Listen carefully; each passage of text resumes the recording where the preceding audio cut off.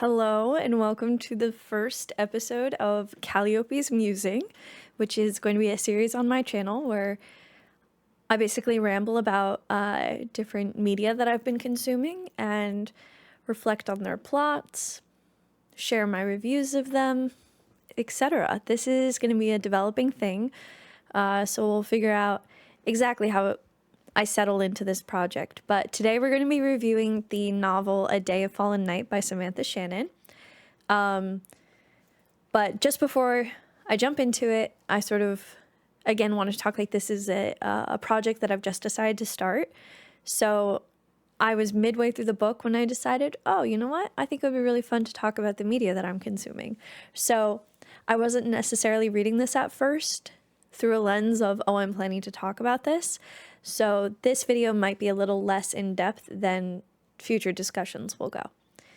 So the A Day of Fallen Night is the prequel to Shannon's first novel, A Priory of the Orange Tree. It's set 500 years before A Priory of the Orange Tree. And I'm not going to give you a summary because you can go and look that up and that would be a waste of time. So this is going to sort of assume that you know what the book is about. Or you know what? I'll put one in the description. I'll put one in the description for you. So pause right now if you want to go read the summary of what this book is about. And if you see me looking over here, this is where my notes are. So I sort of have to set the scene for how I was reading this. So I read Priory of the Orange Tree a while ago when it first came out.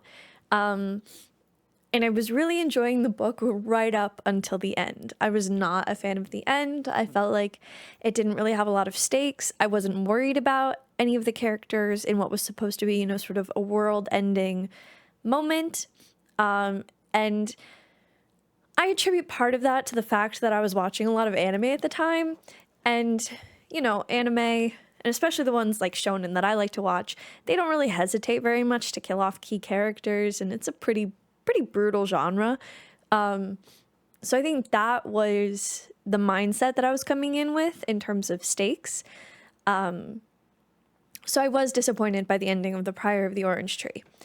But I felt like I did not feel that way about A Day of Fallen Night, even though I think it had some of the same problems as Priory of the Orange Tree in that sense, because I was aware of the kind of writer that Samantha Shannon is. And I also didn't look up anything about the book or the timeline. I knew it was a prequel, but I said, you know what? I want to see what I can remember. I want to see if I can figure out where in history this was. And again, maybe that might have also affected my reading experience, but I thought it was kind of fun to try and figure out, wait, so is this person related to that person or what? And yeah, I didn't really come up with a solid answer for that, but allegedly, according to the Wikipedia page for the series, it's set 500 years before. So, in terms of my thoughts, I enjoyed the book, but I enjoyed it for the prose more than the plot or the characters. I think Samantha Shannon absolutely excels at world building and writing just the most beautiful prose, okay? This is the book equivalent of taking a bath instead of a shower, okay? I am here to steep in her writing like it is a cup of herbal tea. It is the moments that I think the book is best is when it's describing some random piece of fruit or a meadow or just these little tiny details that make the world that she's building feel so alive and so unique. She just has a way with words in that sense. And it's a very big book. It's about 850 pages, I believe. And so there was a lot of that, to be fair. If you are a plot-driven reader, I do not know that you would enjoy Samantha Shannon's writing. However, if you read for the immersion, I think you will really like it because she excels at that. The other thing that I really like is that this feels like it's a feminist fantasy world. And the way that she writes women and love between women, because it's also a sapphic fantasy as well. The way that she writes women is so tender and loving, I assume she's sapphic herself. I haven't actually looked it up. But if she's not, wow, girl, you know the mind. You know the sapphic mind. But, and so in this book in particular, I don't remember the ages of the people involved in the romances in the first book. But in this book in particular, there's this one romance. It's not the start of the romance. You come in decades into the romance between these two middle-aged women, and the way that their love is described and the respect that it is treated with, and the respect that their age is treated with as well. You know, the one character, Tunuva, is one of the older women, and she's one of the main characters that we follow through this story. She's part of this warrior Priory society, and she talks about the way that her body and her physicality has changed over the years as she's gotten older, because she's in her middle ages. And it's treated as something so beautiful.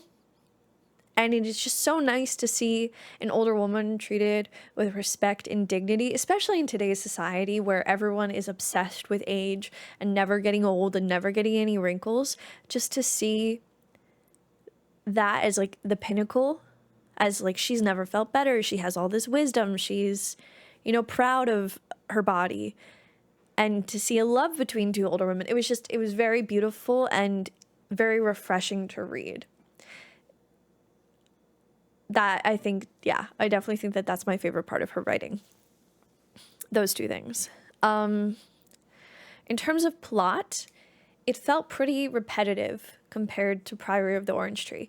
That, like, I didn't even remember most of Priory of the Orange Tree. I read it my senior year of my senior year of college, which was not a great time for me, so I don't really remember a lot of my senior year of college. And so I don't remember a lot of the Priory.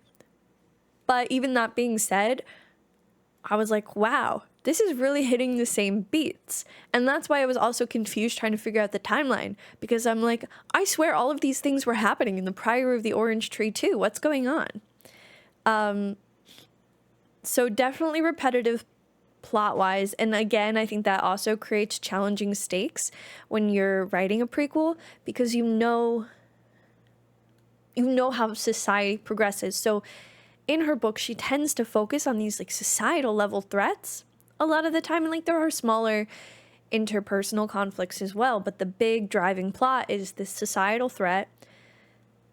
And it doesn't work quite as well when the place that when you have the next novel. So we already know that society's okay and where it ends up, and that it's not really all that changed from where it is in this book, despite 500 years.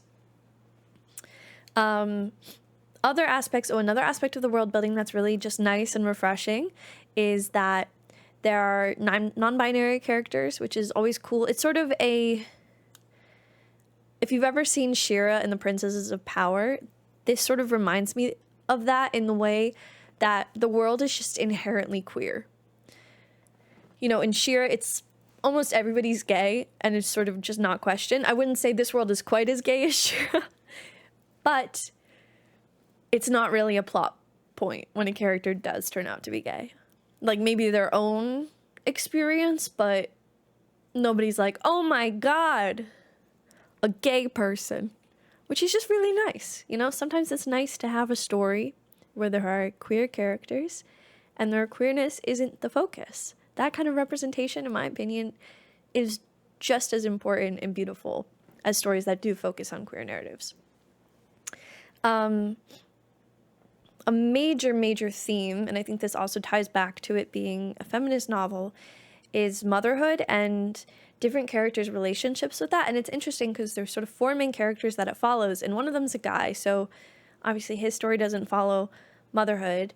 I thought it was interesting. It was very interesting that they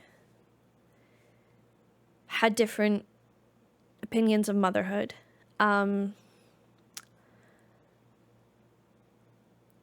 But I felt like two of the characters, their central struggles around motherhood felt a little bit similar. And I don't know, I think I might have just liked a little bit more of a diversity of experiences with it. I'll leave it at that. A central theme for the female main characters is motherhood, and they all struggle with it in one way or another. So, the last thing that I will say is in terms of character development. I don't feel that there was very strong character development. Again, I kind of feel like this is a plot-driven story, even though it doesn't read like one, and so it's interesting. It's kind of slow-moving, but at the same time, the plot is the main thing that is driving it more so than the characters, even though the characters are the main focus. And so we see the characters be changed by the plot, but we don't often see the plot be changed by the changes of the characters, if that makes sense.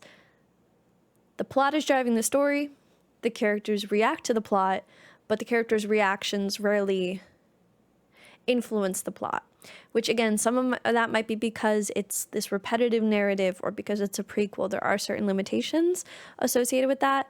But yeah, that's just another thing to consider in terms of, do you think that you'll like this book? Personally, I really enjoyed this book. I would read more books by Samantha Shannon. I think it's good now that I understand the kind of writer that she is, so I know what kind of mood I have to be in to reach for her books. But definitely her book is like a cup of tea. You want to sit in it, you want to steep like a nice bath, and very refreshing from a feminist perspective. And the world building, fantastic. Plot,